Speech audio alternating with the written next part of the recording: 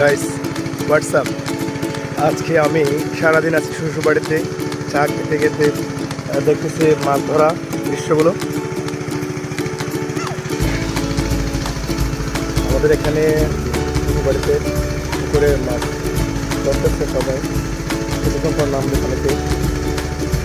বাবা তুমি কোথায় দাও, এদিকে হাই দাও একটা। তুমি কি মাছ ধরবে? হাই বলো, হাই বলো।